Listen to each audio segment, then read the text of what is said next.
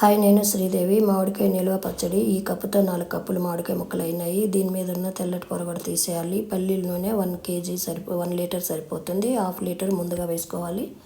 అందులోనే 1 కప్పు, అదే కప్పుతో కారం, 1/4 కప్పు ఆవపిండి, 1 కప్పు సాల్టు, మెంతిపిండి 4-5 స్పూన్లు వేసి బాగా కలుపుకోవాలి. ఇదంతా బాగా కలిసిన తర్వాత పచ్చిమెంతులను కూడా కొన్ని వేసేసి మూత పెట్టి 2 రోజులు ఊరనివ్వాలి. స్టవ్ వెలిగించి కడాయి పెట్టి తెల్ల నువ్వులను కూడా అదే కప్పుతో తీసుకొని ఫ్రై చేసి పౌడర్ చేసుకోవాలి.